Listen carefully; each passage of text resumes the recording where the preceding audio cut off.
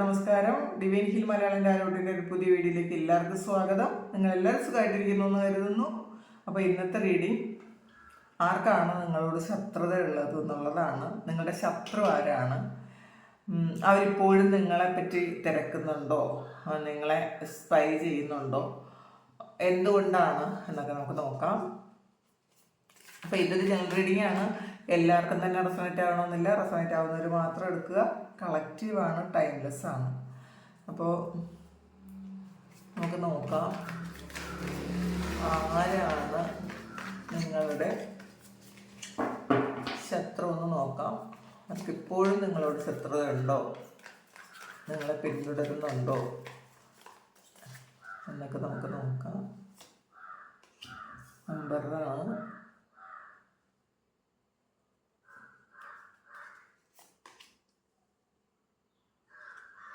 പെൻഡക്കിളാണ്, സ്റ്റാറാണ്,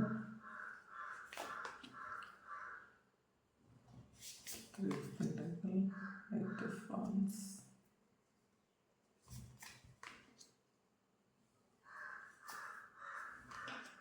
nine of pentacles, queen of wands,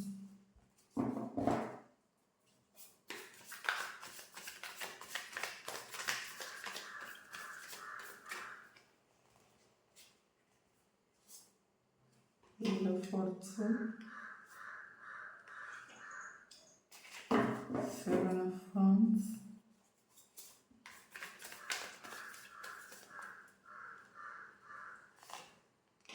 King of Pentacles, Queen of Cups,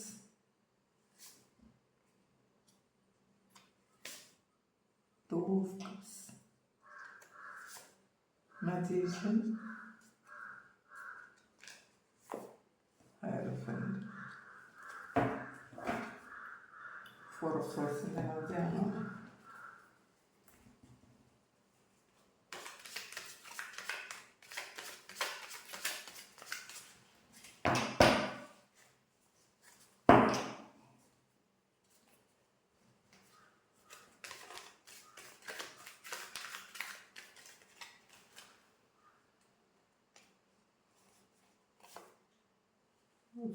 Challenges.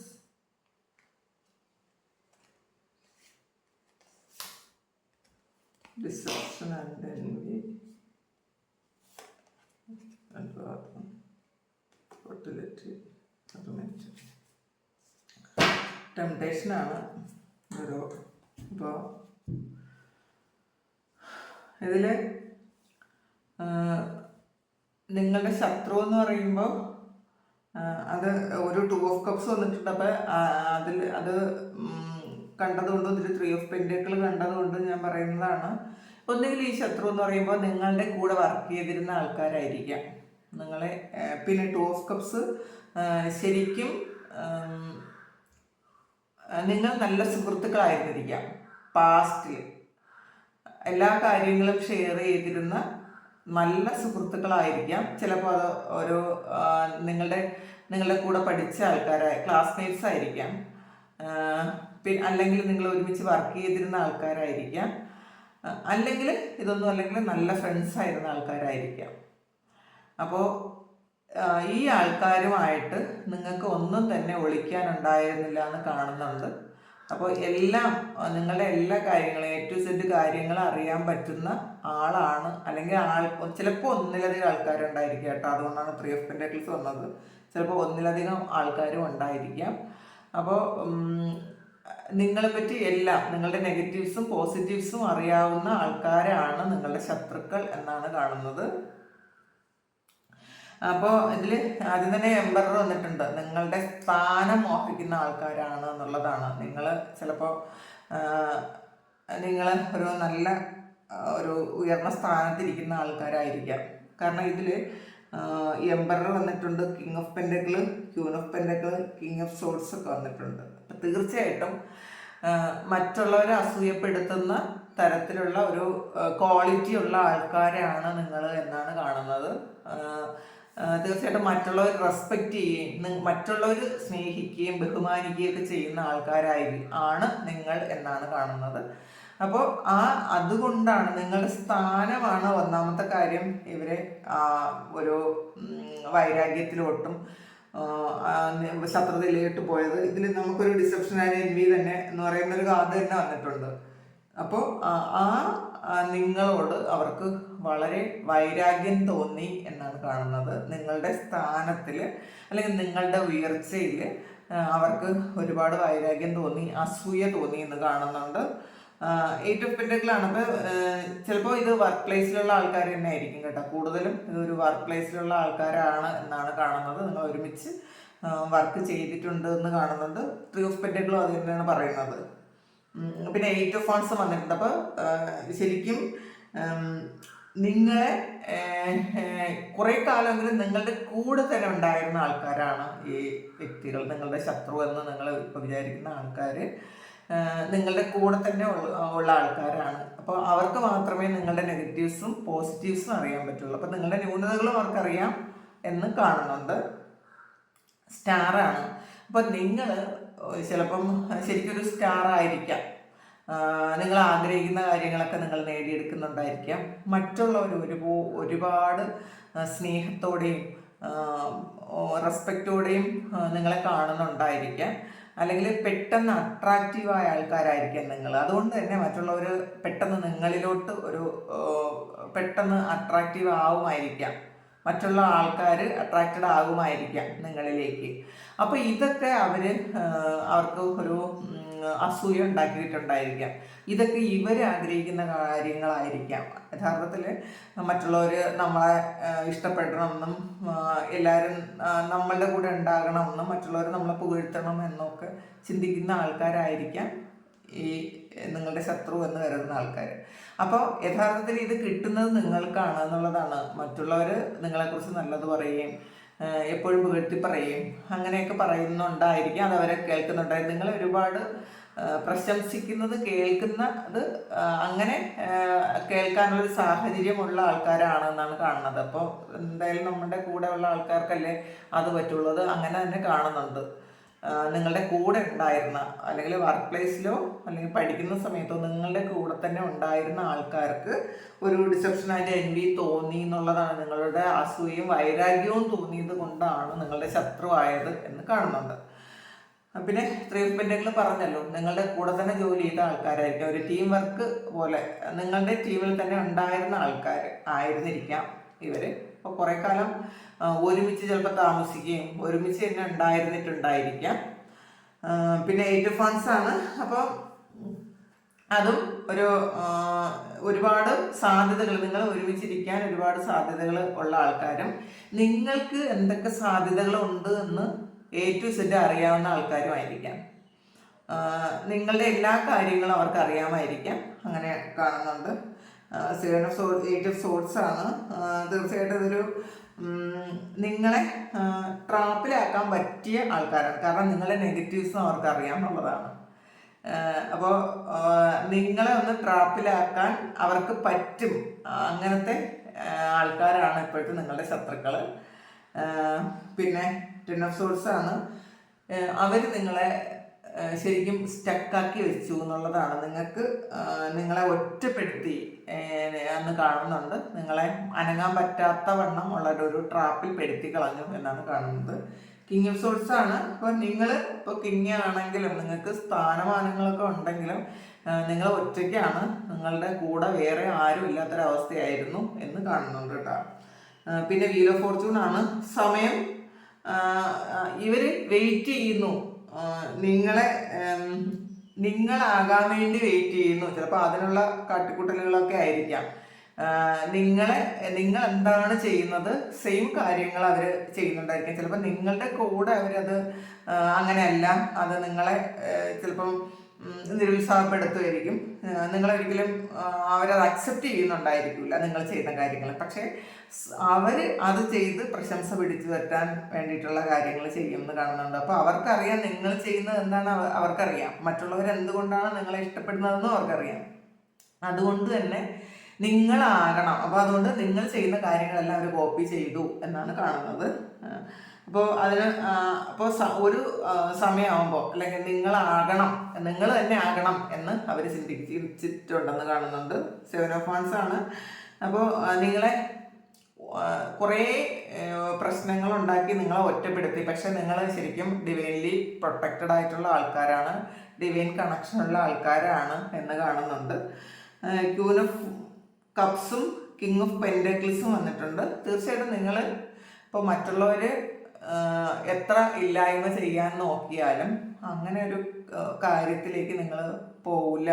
അങ്ങനെ divine നിങ്ങളെ അങ്ങനെ ഒരു കാര്യത്തിലേക്ക് എത്തിക്കില്ല എന്നുള്ള ഒരു ബോധ്യം നിങ്ങൾക്കുണ്ട്. കാരണം നിങ്ങളുടെ പാത്ത് അതാണ് എന്നാണ് കാണുന്നത്. ടെമ്പറൻസ് ആണെങ്കിൽ കണ്ടില്ലേ, ഒരു അസൂയ തന്നെയാണ്, ഒരു നെഗറ്റീവും പോസിറ്റീവ് ആണത്, ഷാഡോ സെൽഫാണ്. അപ്പോൾ യഥാർത്ഥത്തിൽ നിങ്ങളുടെ കൂടെ ഉള്ളപ്പോൾ അവർ കാണിക്കുന്ന മുഖമല്ല യഥാർത്ഥത്തിൽ അവർക്കുള്ളത്. നിങ്ങളോട് ഭയങ്കര ദേഷ്യവും നിങ്ങളെ ഇല്ലാതെ ആക്കാനുള്ള തരത്തിലുള്ള അത്രയും ഒരു കുടില ബുദ്ധിയുള്ള ആൾക്കാർ തന്നെയാണ് അവരെന്ന് കാണുന്നുണ്ട്. 2 ഓഫ് കപ്സ് ആണ്. ഇവർ ശരിക്കും നിങ്ങളുടെ കൂടെ ആയിരിക്കാം, കുറേ സമയം നിങ്ങളുടെ കൂടെ തന്നെ ആയിരിക്കാം. നിങ്ങൾ ശരിക്കും ഏറ്റവും ഫ്രണ്ട്സ് ആയിരുന്ന ആൾക്കാരാണ് എന്ന് തന്നെ കാണുന്നുണ്ട്. 2 ഓഫ് കപ്സ് പറയുന്നതാണ്, മാജീഷ്യനാണ്.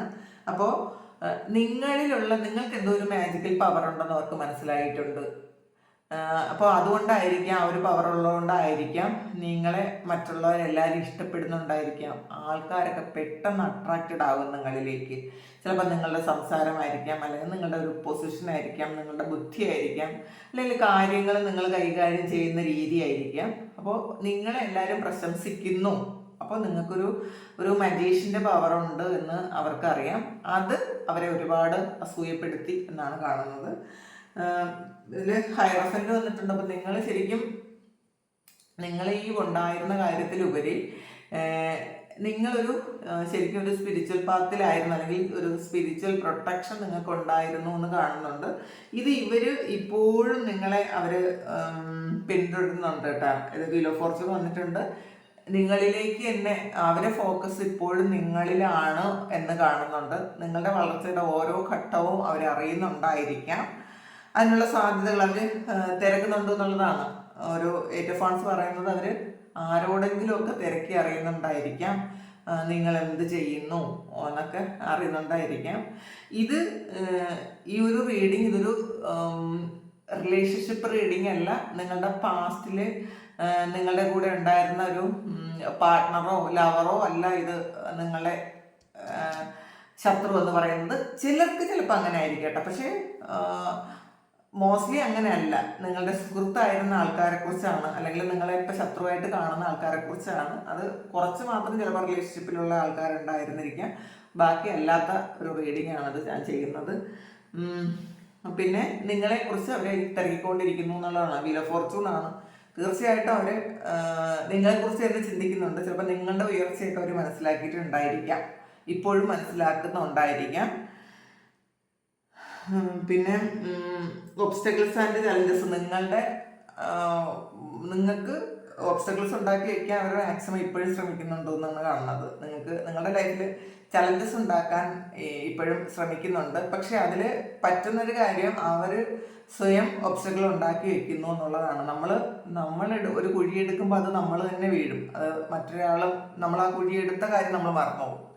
അപ്പോൾ അതുപോലെ ഈ വ്യക്തികൾ നിങ്ങൾക്ക് എടുക്കുന്ന കുഴിയിൽ യഥാർത്ഥത്തിൽ അവർ തന്നെ വീണുകൊണ്ടിരിക്കുന്നു എന്നാണ് കാണുന്നത്. ഈ ഒബ്സ്റ്റക്കിൾസ് ആൻഡ് ചലഞ്ചസ് പറയുന്നത് ഫൈനാൻഷ്യൽ ആൻഡ് മെറ്റീരിയൽ ചേഞ്ചസ്.